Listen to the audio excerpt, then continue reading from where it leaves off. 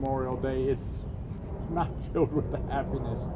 It's a time of sadness because there are so many that gave the ultimate sacrifice for the freedoms you and I are enjoying today. And so I want to just mention some names of some close friends and heroes that I pray that will be meaningful to you. Let me remind you, I'm a Vietnam veteran, and there were 59,479 of our military that did not return home. 59,479. And so I want to remember Steve Tamling, a World War II veteran, Hank Evenhouse, two of my great supporters for the road, by the way. Hank had gone on to be with the Lord some years ago, and so did Steve.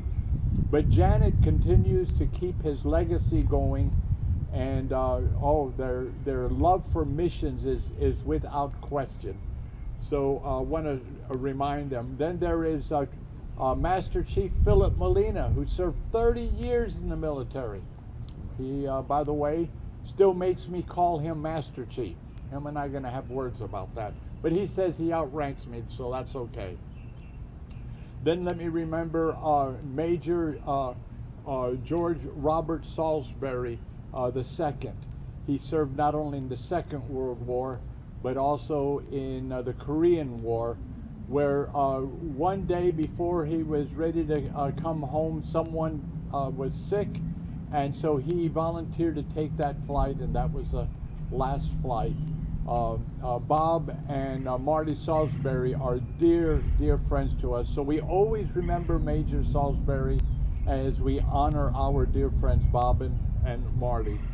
And then Sergeant Nathan Hernandez, who served in the 1st Marine Group in Operation Iraqi Freedom. John Fortner, a high school friend.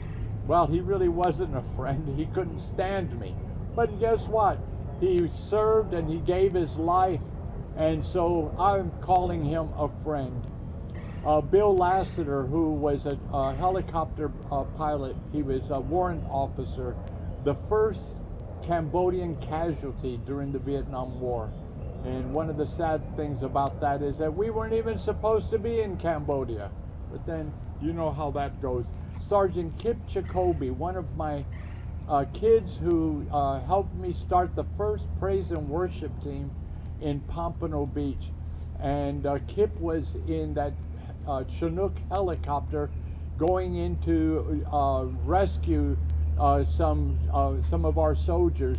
And if you ever saw the movie Lone Survivor, Kip is seen at the end of that movie. 16 SEALs killed in that chopper,